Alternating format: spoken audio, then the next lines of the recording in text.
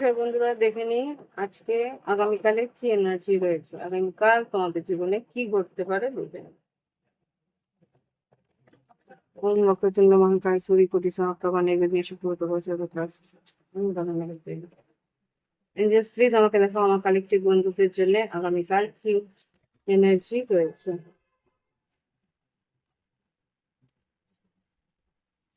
Eight of swords, বেশ দুশ্চিন্তার মধ্যে আছো।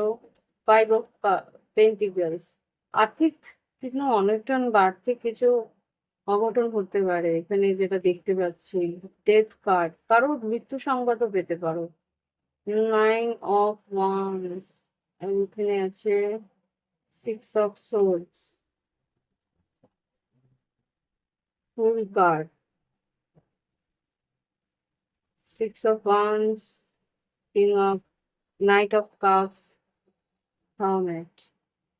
এখানে যেটা বুঝতে পারছি, এনার্জিটা সব থেকে বেশি প্রথম দিকে সপ্তাহের মানে দিনের প্রথম দিকটা খুব একটা ভালো থাকবে না। দুশ্চিন্তা একটা উম দুর্ভাবনা দুর্ভাবনা বা একটা ক্ষয়ক্ষতির মধ্যে দিয়ে শুরু হতে পারে। কিন্তু আস্তে, আস্তে পরিবর্তন হচ্ছে। দিনের মধ্য সময়ের পরে মানে দিনের দুপুরবেলার পরটা থেকে তারপরে একটা ভ্রমণ হবে। এখানে তারপরে কিন্তু একটা পরিবর্তন আসবে, একটা সুইচ ওভার হবে। দিনের মাঝ বরাবর থেকে কিছু নতুন সুযোগ তোমার কাছে আসবে। সেই সুযোগটা তুমি কিন্তু উম আহ সুযোগটাকে কাজে লাগাতে পারলে তোমার কিন্তু বেশ লাভ হতে পারে। ওকে, যে নতুন সুযোগটা তোমার আসছে সেটাকে কাজে লাগালে কিন্তু তোমার লাভ হতে পারে। Six of wands, knight of cups আর এখানে হার্মিট, তুমি সেটা বুঝতে পারবে, বুঝে তুমি কাজে লাগাবে। এটা হার্মিট পাবে আসবে। Hermit, six of cups, six of wands আর নাইট অফ কাপস, সুযোগটা কাজে লাগালে তোমার বেশ লাভবান হয়। লাভ লাইফে কি ঘটতে পারে, প্লিজ দেখাও আগামীকাল লাভ লাইফে কি ঘটতে পারে, ভালোবাসার সম্পর্কে কি ঘটতে পারে। আগামীকাল ভালোবাসার সম্পর্কে কালেক্টিভে কি ঘটতে পারে।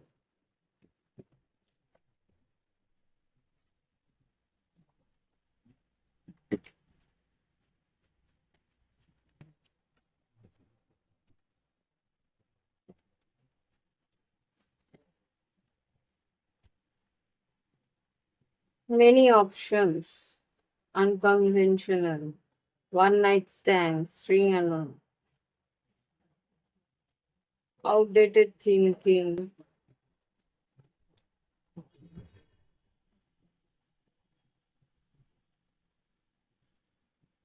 খুব একটা ভালো এনার্জি নয় এখানে। কোনো একজনের মানুষের একটা এমন এনার্জি আছে যে তার কিন্তু প্রচুর অপশনস আছে।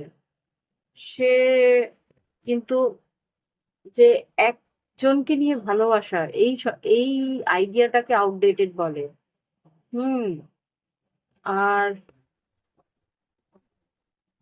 আগে কিন্তু সেই মানুষটা একজনকেই ভালোবেসে আহ, কষ্ট পেয়েছে, সেই জন্য এখন আর সেই অন্তরঙ্গ ভালোবাসাটাকে মানতে চায় না। সেই জন্য কিন্তু ও প্রচুর অপশনস রাখেন, কিন্তু মনের মধ্যে একজনকেই বারবার করে খোঁজে। Watching, looking, perception, stalking, soulmate, soul connection. একজন মানুষ, এই এনার্জিটা যার আছে, সে একজন মানুষ, সে কিন্তু একজনকেই খুঁজছে তার অন্তরঙ্গ সঙ্গীকে।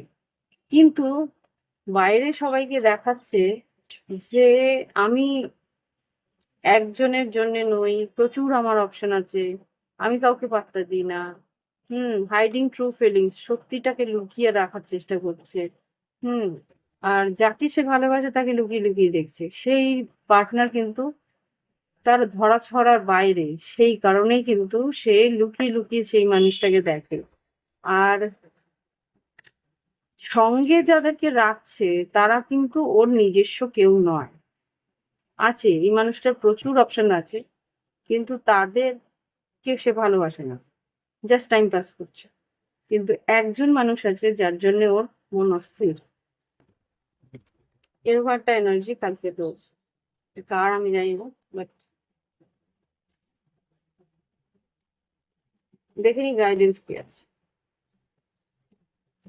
গাইডেন্স কি আছে কালকের জন্য, এঞ্জেলস গাইডেন্স কি দিচ্ছ কালেকটিভে।